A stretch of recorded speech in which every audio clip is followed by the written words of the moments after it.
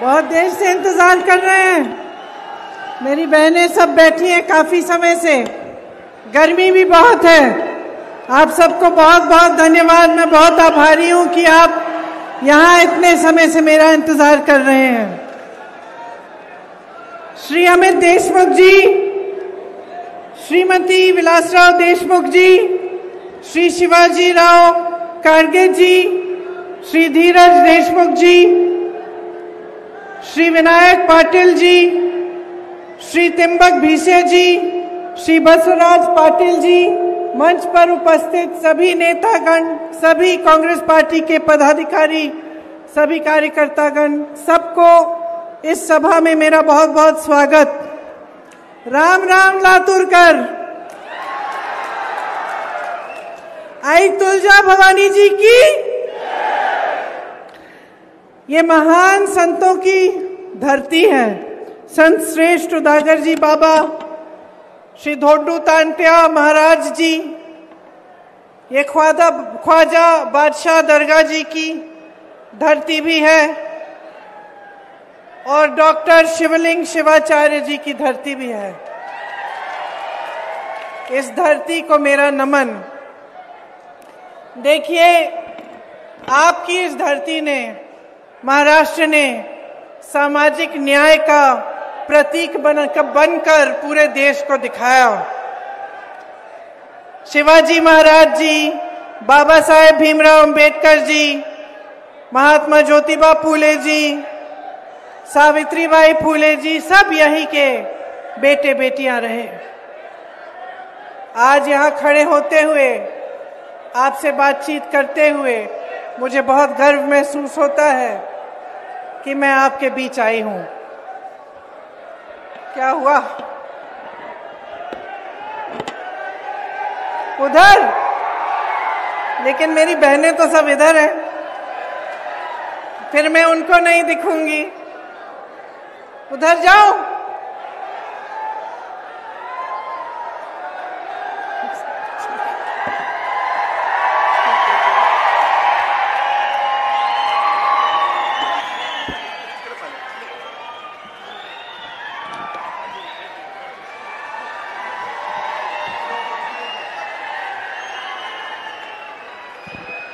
आपकी धरती ने दो मुख्यमंत्री दिए। स्वतंत्रता आंदोलन में आप सबने, आपके पूर्वजों ने भाग लिया। यहाँ पे कांग्रेस ने बहुत विकास करवाया। आप सब जानते हैं कि जो जो बड़ी फैक्ट्रियां बनी, जो जो यहाँ पे बना, उस सब का आधार कांग्रेस ने ही एक समय में डाला। लेकिन आज आपके सामने मैं चुनाव के मौके पे आई हूं और आपको कुछ गंभीर बातें आपसे करना चाहती हूं। मैं चाहती हूं कि आप गहराई से समझिए कि आज आप कहां खड़े हैं और हमारा देश कहां खड़ा है।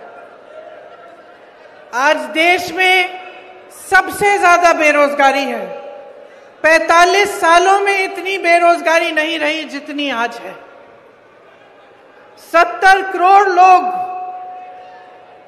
नौजवान बेरोजगार हैं और इस बीच केंद्र में 30 लाख पद खाली पड़े हैं जो पिछले 10 सालों से नरेंद्र मोदी जी की सरकार ने भरे नहीं हैं। आप अपने जीवन में बहुत सारी समस्याओं का सामना कर रहे हैं। आपके जीवन में तरक्की नहीं आई।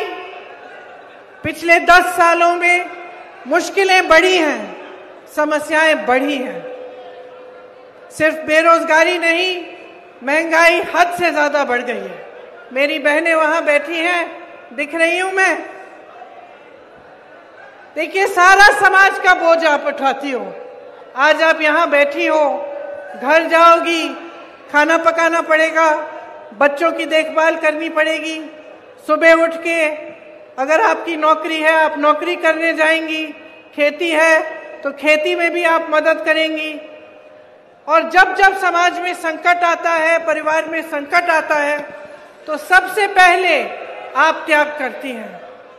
अगर पैसे कम होते हैं घर में तो जो आपका बचा होता है उससे आप कुछ ना कुछ खरीद लेती हैं बच्चों के लिए। अगर कोई बीमार पड़ता है और इलाज करना पड़ता है तो अगर आपके पास कुछ आपने बचा के रखा है आप उसको देती हैं।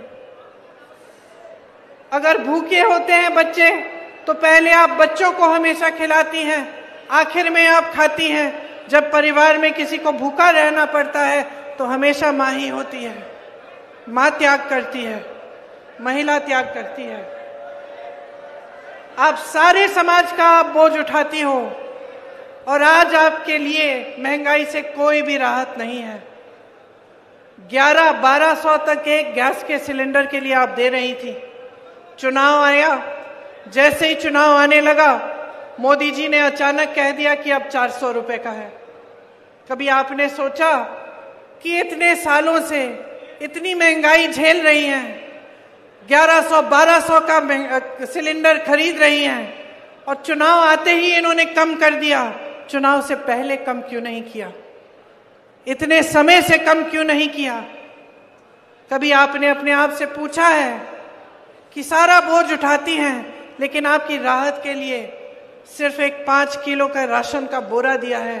कभी आपको नौकरियां, आपको रोजगार की उम्मीद नहीं हो सकती, आपको अपने पैरों पे खड़े होने की उम्मीद नहीं होती, आपके लिए कुछ, अपने लिए कुछ भी सरकार की तरफ से नहीं मिलता। ये तो है आपकी परिस्थिति, लेकिन जन जन की आज यही परिस्थिति है। किसान को देखिए, कितने किसानों ने आत्महत्या की। आज यहाँ पे सोयाबीन के किसानों की क्या हालात है। खेती करनी पड़ती है, खेती के हर सामान पर जीएसटी लगा हुआ है। जहां जहां आपको जरूरत है वहां महंगाई है, आप सामना नहीं कर पा रहे हैं। हर तरह से आपको घेरा हुआ है सरकार ने। चाहे आप मजदूरी कर रहे हो तो ठीक मजदूरी भी नहीं मिलती, कम मजदूरी मिलती है, शोषण होता है, चाहे दलितों को का शोषण हो रहा है या अत्याचार हो रहे हैं उन पे, और सरकार आंख मूंदे हुए है। तो परिस्थितियां जो हैं आपकी मुश्किल हैं, आप संकट में हैं। लेकिन उसी समय अगर आप टीवी को चालू करेंगे, आप अपने फोन पे किसी मीडिया को देखेंगे तो आपको क्या दिखता है?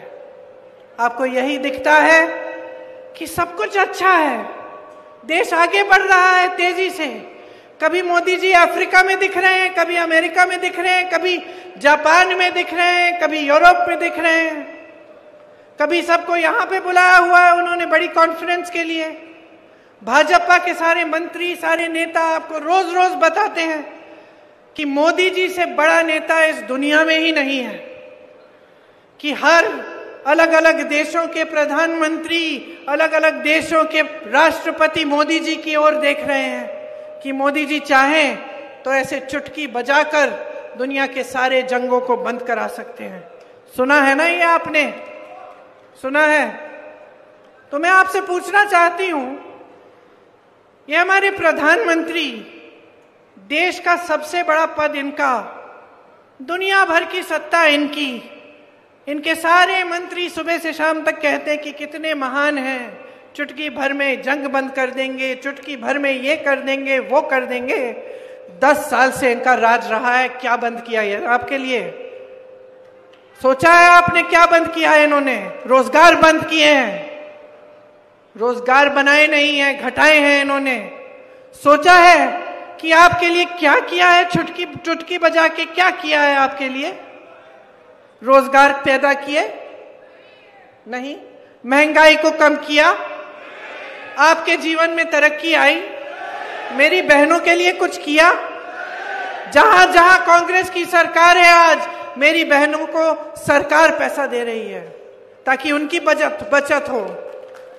कर्नाटका में 2000 रुपए हर गरीब परिवार की महिला को मिल रहा है, आज हर महीने मिल रहा है। मोदी जी की 10 सालों के राज में क्या मिला? क्या मिला?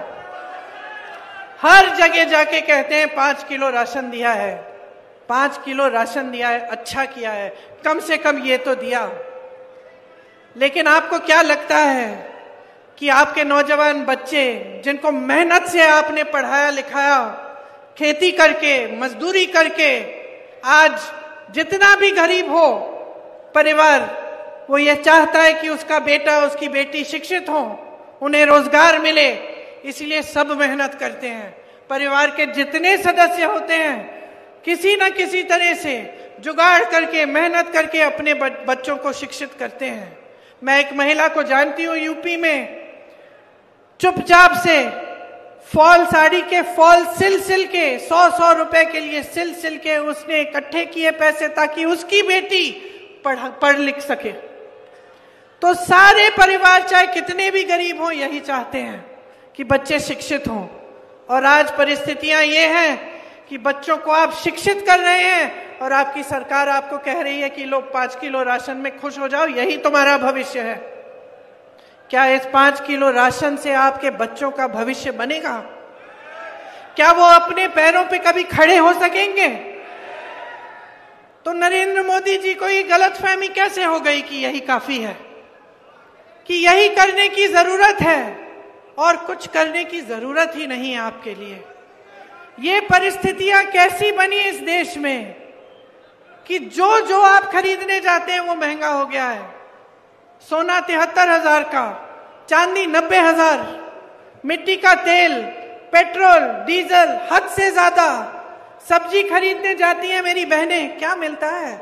आधी चीजें छोड़ के चली आती हैं।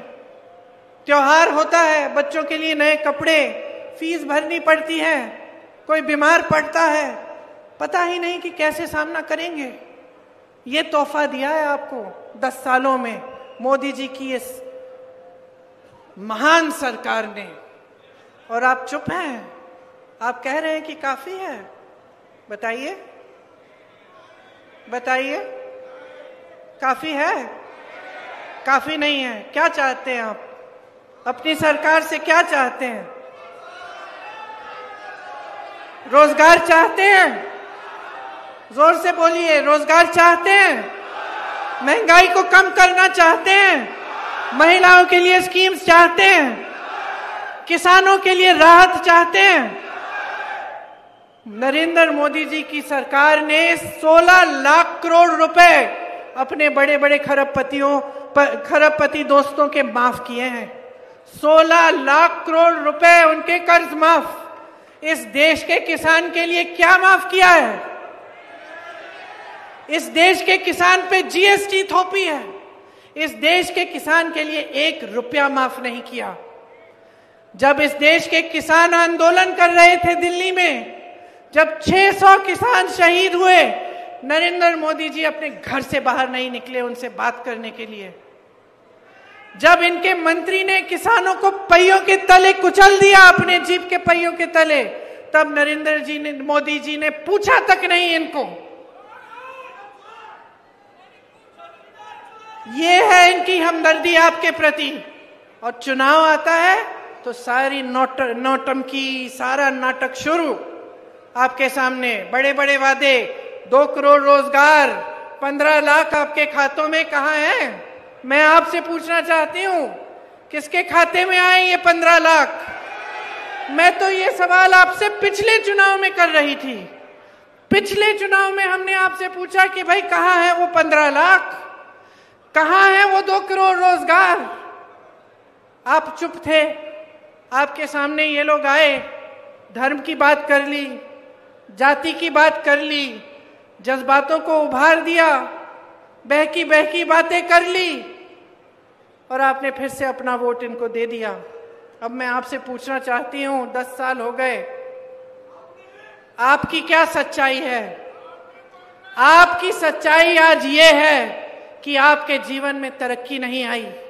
आपकी सच्चाई ये है कि आप कितना भी पढ़ाओ लिखाओ, कितनी भी मेहनत करो, पूरा नहीं हो रहा है, आपके बच्चों को रोजगार नहीं मिल रहा है।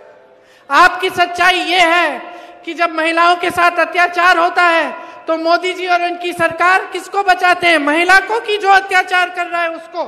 हाथरस को देखिए, उन्नाव को देखिए, मणिपुर में देखिए, अरे हमारी ओलंपिक की मेडलिस्ट को देखिए, मेडल लाई, मोदी जी ने स्वागत किया अपने घर में, चाय पिलाई, फोटो खिंचाई, ये भी लिखवाया अखबारों में कि मोदी जी की सरकार में देखो महिलाएं गोल्ड मेडल लेके आ रही हैं। और जब वही महिलाएं सड़क पर उतरी न्याय मांगने के लिए, जब उन्हीं महिलाओं ने कहा कि हमारे साथ अत्याचार हुआ है, हमें बचाओ, हमें मदद करो, मोदी जी बाहर निकलना, मोदी जी ने उनकी बात भी नहीं सुनी, उनको घर भी नहीं बुलाया, उनसे पूछा भी नहीं कि बेटा तुमने इस देश के लिए इतना किया है, जरा बताओ क्या हुआ, मैं मदद कर सकता हूं। ये है उनकी हमदर्दी आपके लिए। आज ये है आपकी परिस्थिति। तो देखिए, समय आ गया है तय करने का। शायद आपको मेरी बात थोड़ी कठोर लगेगी, शायद आपको लगेगा कि क्या कह रही हूं मैं, लेकिन मैं आपके सामने सच्चाई कह रही हूं। आज जहां हमारा देश है, 10 सालों से जो इस देश में हुआ है, लोकतंत्र को दुर्बल करना, आपने महाराष्ट्र में देखा क्या हुआ। क्या हुआ महाराष्ट्र में? पैसों के बल पर विधायकों को खरीद के आपकी चुनी हुई सरकार को गिराया। आपकी आंखों के सामने हुआ, आप चुप रहे। आपकी आंखों के सामने सारी मीडिया कह रही है कि ऐसा तो मोदी जी ही कर सकते हैं, कि ऐसा तो बीजेपी ही कर सकती है। देखो, खुले आम नारे लग रहे हैं कि हमने इतने पैसे लिए, इतना ही काफी। और जिन विधायकों को आपने वोट दिया वो दल बदल रहे हैं, पार्टियां टूट तोड़ी जा रही हैं पैसों के बल पे। अपराध है ये, अपराध है बहनों और भाइयों, जो आपकी आंखों के सामने हो रहा है। और इससे बड़ा अपराध कोई अपराध नहीं है जो लोकतंत्र के साथ अपराध है। लोकतंत्र आपको बचाता है, संविधान आपको बचाता है।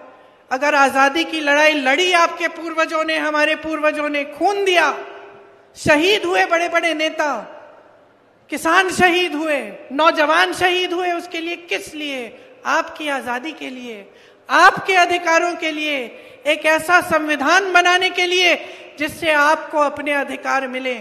इसीलिए इस देश में चाहे किसान हो, चाहे जवान हो, चाहे नौजवान महिला हो, चाहे प्रधानमंत्री हो, चाहे मंत्री हो, चाहे सबसे बड़े बिजनेसमैन हो, सबका समान अधिकार है इस देश के संविधान के तहत। भीमजीराव अंबेडकर जी ने यह संविधान दिया हमें, सब लड़े इसके लिए। और आज हमारी आंखों के सामने इसके खिलाफ हर रोज कुछ हो रहा है। इसने आपको बचाया। आज नरेंद्र मोदी जी के मंत्री, उनके सांसद, उनके उम्मीदवार देश भर में घूम के कह रहे हैं कि दे दो हमें 400 सीटें, देखना हम संविधान भी बदल डालेंगे। संविधान क्यों बदलेंगे? किस लिए बदलेंगे? आपके अधिकारों को कमजोर करने के लिए। वो जानते हैं कि ये अधिकार संविधान ने आपको दिए हैं। जब ये बात फैल गई पूरे देश में, मोदी जी को दिखने लगा कि पहले चरण में उनको कम वोट आ रहे हैं, घबरा गए, बौखला गए। फिर आपके सामने हर मीटिंग में कहने लगे कि हम संविधान को नहीं छुएंगे। तो फिर ये कहलवाया क्यों? मैं तो नहीं मानती कि इनकी पार्टी में इनके उम्मीदवार और इनके मंत्री पूरे देश भर में घूम के ये कहेंगे कि हम संविधान को बदल देंगे और नरेंद्र मोदी जी की इजाजत के बिना कहेंगे। लोग तो कहते हैं इनकी इजाजत के बिना पत्ता नहीं हिलता भाजपा में। तो कहलवाया गया है, कहलवाया गया है ताकि ये बात फैले और ये लोग मंच पर खड़े होकर नकारें। प्रधानमंत्री जी बोले नहीं नहीं हम नहीं बदलेंगे, लेकिन जब मौका मिलेगा तो देख लेना, दावे के साथ कह सकती हूं पहले भी इन्होंने किया है कि ये बदल डालेंगे और बदलेंगे इस तरह कि इस देश का लोकतंत्र कमजोर होगा। यही हर प्रदेश में करने का प्रयास है। महाराष्ट्र में आपने देखा इनकी कैसी सरकार बनी है। आपने कहा 60% की सरकार है, मतलब हर चीज में 60% का घूस, इस तरह से काम करते हैं। जहां जहां इनकी सरकारें हैं भ्रष्टाचार फैला हुआ है। मोदी जी ने कहा कि भ्रष्टाचार को रोकेंगे। कहते हैं कि मैं अकेला भ्रष्टाचार के खिलाफ लड़ रहा हूं, मैं इकलौता इस देश में ईमानदार नेता हूं। अच्छा, तो फिर बताइए मोदी जी ने इलेक्टोरल बॉन्ड्स की स्कीम क्यों निकाली? इस स्कीम में जानते हैं क्या था? इस स्कीम में यह बात थी कि जो भी राजनीतिक दल को चंदा देता है उसका नाम गुप्त रहना चाहिए।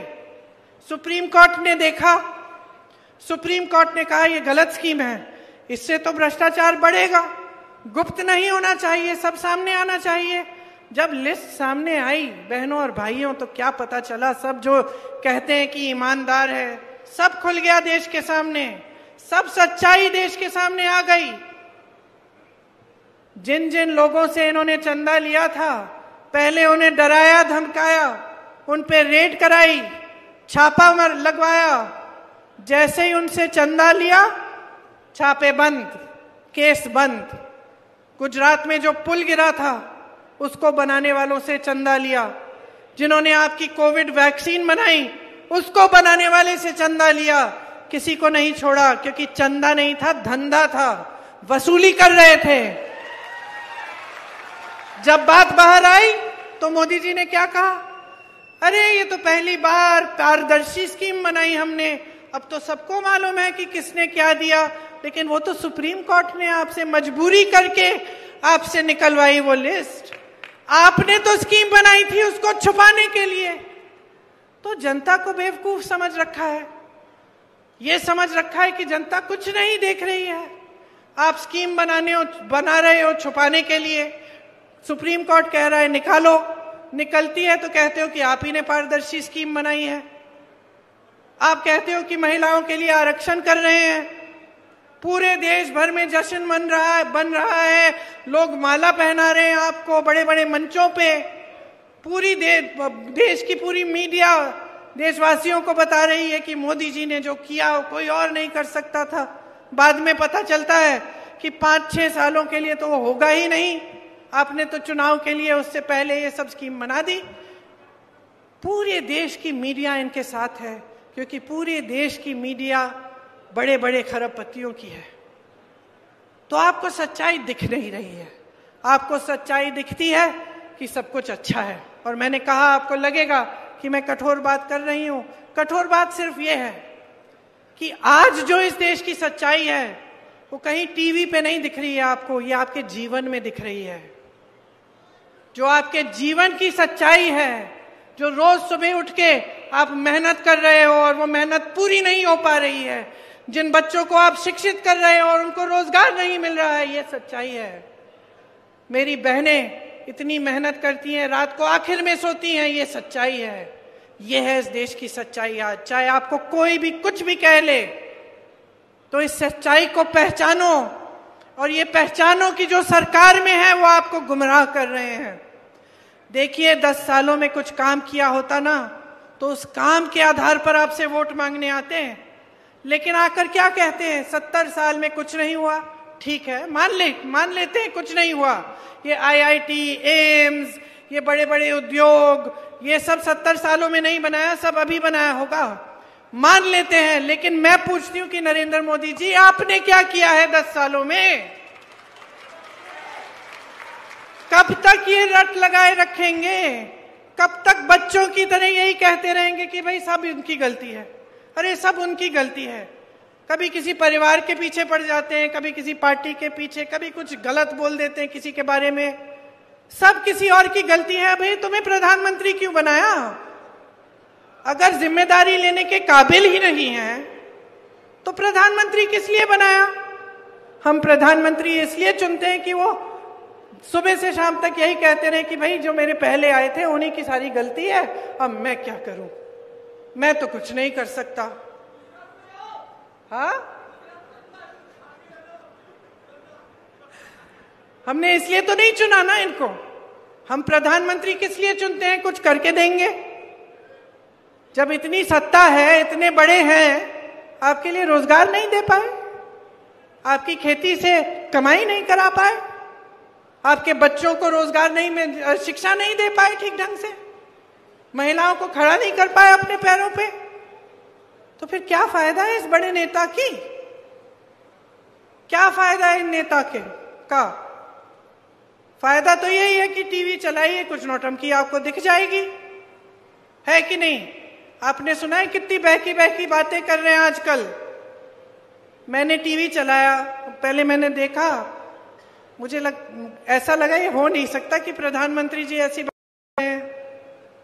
चैनल बदला, मैंने कहा हो सकता है कि कई बार ये वीडियो जो होते हैं ना नकली वीडियो, मैंने कहा होगा कोई नकली वीडियो। चैनल घुमाया, फिर वही बातें। मन में ये बात आई कि जैसे शादी में आप जाते हैं ना, वो अंकल जी देखा है, एक अंकल जी हमेशा हर परिवार में होते हैं जो कोने में बैठ के गप्पे मारते हैं और सबको ज्ञान देते हैं, है ना? है कि नहीं? आपके परिवार में है? आप जानते हैं कौन है। हर परिवार में होते हैं ऐसे अंकल जी, बैठते हैं और सुबह शाम मतलब जैसे ही शादी वादी का सब हो रहा है समारोह, सब लोग हैं वहां बैठ के सबको ज्ञान दे रहे हैं। जो बोर हो रहा है वहां जाके सुन रहा है कि देखे सुने आज अंकल जी क्या कह रहे हैं, है ना?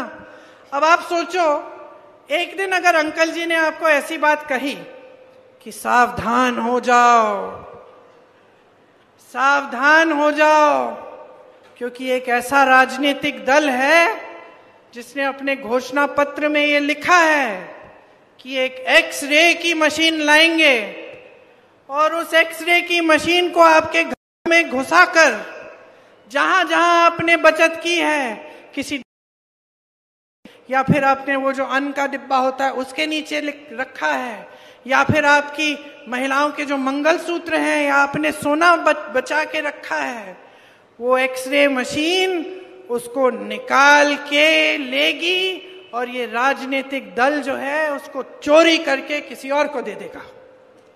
अब आप मानो कि ये अंकल जी ने कह दी ऐसी बात और आप वहां बोर होके खड़े हैं सुन रहे हैं, तो आप क्या कहेंगे? आप यही कहेंगे ना कि अंकल जी सठिया गए, यही कहेंगे ना कि अंकल जी को आज क्या हो गया, आज तो इन्होंने बहुत गहरी। और शायद आप अंकल जी को कहेंगे अंकल जी आज क्या बात कर ली आपने, हंसेंगे। अब यही बात इस देश के प्रधानमंत्री भरे मंच पे खड़े होकर अपने पद की गरिमा, अपने पद की गंभीरता को आधार बनाकर आपके सामने रख रहे हैं, यही बात कर रहे हैं ये, तो आपको हंसी क्यों नहीं आ रही है? आप इनकी बातों में उलझ क्यों रहे हैं? आप सोचिए, कभी ऐसी ये स्तर रहा है प्रधानमंत्री का? इस देश के कितने महान प्रधानमंत्री रहे, सिर्फ हाँ 2-3 मेरे परिवार से रहे, पंडित नेहरू जी, इंदिरा जी, राजीव जी, लेकिन वाजपेयी जी भी थे, मनमोहन सिंह जी भी थे। क्या स्तर था उनका, और इन्होंने स्तर इतना गिरा दिया है कि चुनाव के सामने ये कहने के बजाय कि मुझे वोट दीजिए, मैंने 10 सालों में ये काम और ये काम किया है, आपके सामने आकर कहते हैं फिजूल की बातें कि कोई राजनीतिक दल आपके गहने एक्सरे की मशीन से चुराएगा। मजाक समझ रखा है इन्होंने। हंस रहे हैं, लेकिन सिर्फ ये हंसी की बात नहीं है, गंभीर बात है कि आपने इनके लिए इतना आसान बना दिया है। सोचते हैं कि जवाबदेही ही नहीं है, ये सोचते हैं कि ये सत्य की भी जिम्मेदारी नहीं है देश के प्रति। ये सोचते हैं कि आपके सामने आकर कुछ भी झूठ बोल लें, कभी इंदिरा जी के बारे में बोलेंगे, कभी मेरे पिताजी के बारे में बोलेंगे, कभी पूरे परिवार के बारे में कुछ झूठ बोल देंगे। वो तो अलग बात है, ठीक है बोलने दीजिए, हम उनके खिलाफ हैं, हम उनके बारे में उनकी सच्चाई आपके सामने लाते हैं, हम उनसे लड़ते हैं, हम आपके लिए लड़ते हैं, तो हमारे बारे में बोलेंगे, बोलने दीजिए। लेकिन ऐसे झूठ देश के बारे में, देश के विकास के बारे में, आपके बारे में, तो आप कैसे मान रहे हैं? तो जो कठोर बात मैं कहना चाह रही हूं वो ये है कि 10 साल आपने ऐसे निकाल दिए हैं। अगर फिर से आपका वोट इनके पक्ष तो तैयार हो जाओ, 5 साल और भुगतोगे। 5 साल और ऐसी सरकार आएगी जो आपके लिए कुछ नहीं करेगी, जिसके नेता समझते हैं कि आपसे ऊपर हैं, जिसके नेता के दिलों में आप सर्वोपरि नहीं हैं।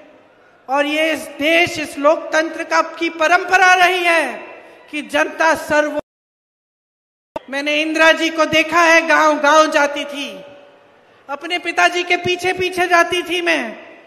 गांव के अंदर गांव में डांट खाते थे वो महिलाओं से कि हमारी सड़क नहीं बनाई है, राजीव भैया बताओ। ये थी परंपरा हमारी। महात्मा गांधी आपके बीच आते थे। कोई ऐसा नेता नहीं रहा इतना अहंकारी कि वो सोच बैठा कि मंच मंच पे दिखेगा, बड़े बड़े उद्घाटनों में दिखेगा, बड़े बड़े विदेशी नेताओं के साथ दिखेगा, मगर आपके बीच नहीं आएगा और फिर भी दोबारा से आप उसको चुनोगे। तो मैं आपसे ये कहना चाहती हूं कि अपने जीवन में सुधार लाना है, तरक्की लानी है, रोजगार लाना है, महंगाई को घटाना है और जो आपकी समस्याएं हैं उस पर चुनाव लड़ाना है, तो अभी जागने की जरूरत है। अभी जागरूक बन जाओ, आज करो। बहुत लोगों का खून गया है जमीन को सींचने में।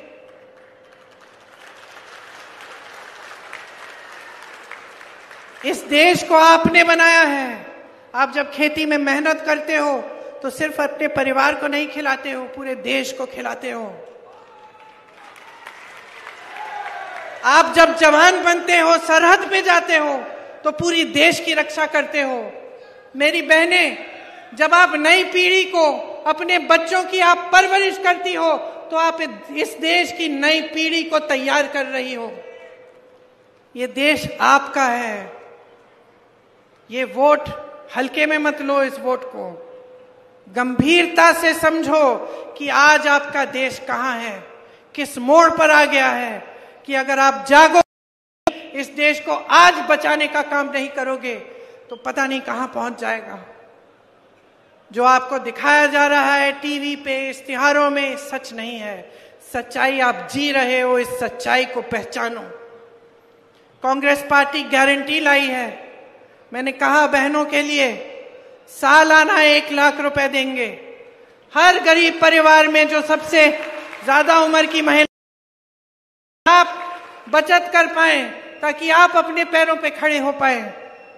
किसानों के लिए जितनी भी चीजों पे आप खेती के लिए इस्तेमाल करते हो, जिन पर जीएसटी है, वो सब जीएसटी से मुक्त करेंगे। आपको एमएसपी कानूनी स्तर पे मिलेगा। कानून बनाएंगे, एमएसपी आपको मिलेगा ही मिलेगा। और ये जो 16 लाख करोड़ के माफ कर रहे हैं ना, ये ऋण अपने बड़े उद्योगपति दोस्त, इसके बजाय हम जो आपके ऋण हैं उनको माफ करने के लिए एक स्थायी आयोग बनाएंगे, ताकि किसी सरकारी ऑर्डर की जरूरत नहीं होगी। जब आपको ऋण माफी की जरूरत होगी, आप आयोग में जाकर अपने ऋण माफ करा पाएंगे। हम आपको मजबूत करना चाहते हैं, इस देश की खेती को मजबूत करना चाहते हैं। इसके लिए हम खास नीतियां लाएंगे। हम नौजवानों के लिए एक 5,000 करोड़ रुपए का फंड बनवाएंगे, जिससे जब आप अपने छोटे छोटे कारोबार शुरू करना चाहेंगे तो आपको उस फंड से पैसे मिलेंगे। जो स्नातक पास बच्चे हैं, जो शिक्षित हैं, रोजगार नहीं मिल रहा है, हम कह रहे हैं कि आपको जैसे ही आप पास होंगे, आपको हम एक अप्रेंटिसशिप प्रोग्राम में लगवाएंगे, ताकि 1 साल में आपके कम से कम 1 लाख रुपए बन जाए। हम कह रहे हैं सरकार में 30 लाख सरकारी पद खाली हैं, हम उनको भरेंगे। हम किस आधार पर कह रहे हैं ये? आप सोचोगे कि चलो ये आई थी, इन्होंने भी बड़ी बड़ी बातें कह ली कि हम ऐसा करेंगे वैसा करेंगे। वो तो मोदी जी भी कह गए थे 5 साल पहले, 10 साल पहले, फिर कुछ नहीं हुआ। पता है आपको कैसे मालूम होना चाहिए कि मेरी बातें हल्की नहीं है? कर्नाटका में देखिए, पास में है ना कर्नाटका। जितनी गारंटी हमने दी, चुनाव से पहले जो गारंटी दी, सरकार बनने रही है। छत्तीसगढ़ में हमने वही किया, किसानों के कर्ज माफ किए। हिमाचल प्रदेश में हमारी सरकार है, हर रोज गारंटियों को पूरा करने का काम हो रहा है। तेलंगाना, धन्यवाद, तेलंगाना में भी हमारी सरकार है, तेलंगाना में गारंटी पूरे हो रहे हैं।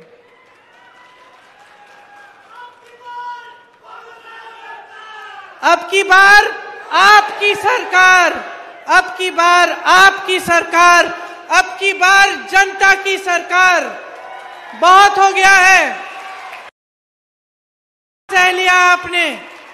और मैं आपको बता देती हूं कि मोदी जी और उनके सारे मंत्री समझ रहे हैं कि जनता का मूड बदल गया है, कि इनकी नाटक नौटंकी अब नहीं चलेगी, अब सच्चाई चलेगी। अब जनता सत्य चाहती है, जनता अपनी पुरानी धार्मिक परंपरा वापस चाहती है। जब हर नेता जनता के सामने झुके और हर नेता समझे कि जनता के प्रति उसकी एक बहुत बड़ी जिम्मेदारी है, और सबसे बड़ी जिम्मेदारी यह है कि जनता के सामने सच बोले, जनता को झूठे वादे न करे और जनता के लिए सत्य के, यही सबसे बड़ी जिम्मेदारी है। देखिए, नेता का धर्म सेवा होता है। ये परंपरा आपने डाली नेताओं में, अब आप पीछे हट रहे हैं। अब आपने ये सिलसिला जारी कर दिया इस देश में कि नेता सोचता है धर्म की बात करेगा, काम करने की जरूरत नहीं है। मैं एक महिला के घर में गई थी, यूपी में, फिरोजाबाद में। कुछ नहीं था, सड़क नहीं थी, बिजली नहीं थी, पानी नहीं था। मैंने उस महिला से पूछा, इस चुनाव में वोट किसको दोगी? दीदी वोट तो हम ऐसे करा मुझसे कि कहना नहीं चाह रही थी। फिर मैंने पूछा, जब बता दो। कहती है, वोट तो हम धर्म और जाति के आधार पर डालेंगे दीदी। मैंने कहा, अच्छा, कितने चुनाव के लिए करोगी ये? कहा, पिछले चुनाव में भी किया और इस चुनाव में भी। तो मैंने उससे पूछा, तुम्हें मिला क्या है?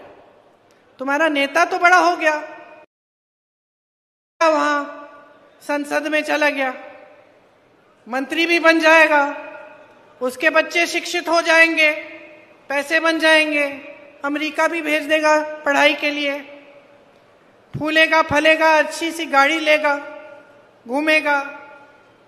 तुम्हें क्या मिला? जवाब नहीं दे पाई। मैंने कहा, तुमने सोचा है कि ये जो वोट है तुम्हारा, ये उसके लिए नहीं है, उसको बड़ा बनाने के लिए नहीं है, उसको सत्ता देने के लिए नहीं है।